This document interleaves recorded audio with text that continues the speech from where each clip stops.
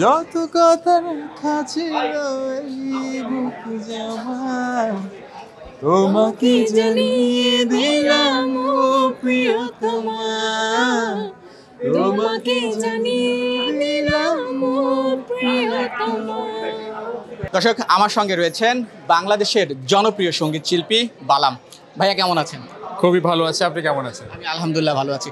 শুধু আপনি নয়, সঙ্গে আমরা ভাবিকেও পেয়ে গেছি। হ্যাঁ। সচরাচর ভাবিকে দেখি না। ভাইয়ার গান দেখলাম, হাউস সুইটে দুর্দান্ত করেছেন। ভাবির কাছে একটু জানতে চাই ভাইয়াকে কেমন লাগে। আমার কাছে তো সবসময়ই ভালো, 100 out of 100। কখনো খারাপ লাগে না যে ও যা করে সেটাই আমার কাছে ভালো লাগে, মানে গানের ক্ষেত্রে। ভাবি কেমন অনুপ্রেরণা দেয় গানের ক্ষেত্রে?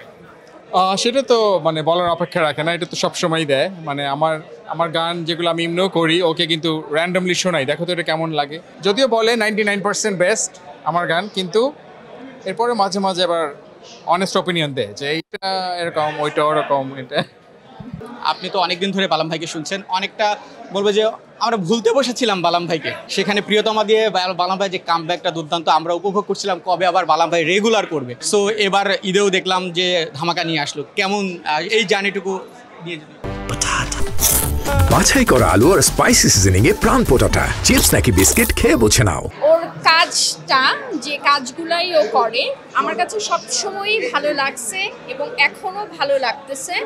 এবং আমি সবসময়ই ওকে বলি যে মানুষ যেটা পছন্দ করবে তুমি সেটা পরে চিন্তা করো, আগে নিজের কাছে যেটা ভালো লাগে সেটা করো, তারপরে মানুষ কি বললো না বললো এটা আসলে মানুষই মানুষের ভিউটা বলবে আসলে। সো ইটস নর্মাল আর কি। এইটা এক কথায় ব্যাখ্যা করার অনুভূতিটা হচ্ছে অসাধারণ। এটা যেই মানুষটা এত ভালোবাসা পায় একমাত্র তার অনুভূতিটাই এটা প্রকাশ করতে পারে। এটা মুখে বলে আসলে বলা যায় না, বাট এটা একটা দায়বদ্ধতা, এটা একটা ভালো লাগা, এটা একটা কি বলবো অসীম শক্তি মানুষের ভালোবাসা। ভাইয়ের সব থেকে প্রিয় গান আপনার কাছে কোনটা? মুশকিলের কোয়েশ্চেন। এটা খুব খুব যে এটা আমি কিছু বলতে পারবো না, সবগুলোই আমার কাছে ভালো লাগে, একদম সমান, কোনোটা 100 না, কোনোটা 99 না, সব 100। ভাবিকে যদি এখন কোন একটা গান ডেডিকেট করে শোনাতে বলি, পছন্দের বা যেটা শুনতে চান, এরকম কিছু আছে তোমার পছন্দের? তাহলে কি গাবো? আপনার পছন্দের। তোমার পছন্দ দেখো মনে করতে পারো কিনা। এত এত গান গেয়েছি, কনফিউজ হয়ে যাচ্ছে। হ্যাঁ, প্রিয়তমা গাও। প্রিয়তমা। প্রিয়তমার উদ্দেশ্যে, আপনার প্রিয়তমার উদ্দেশ্যে।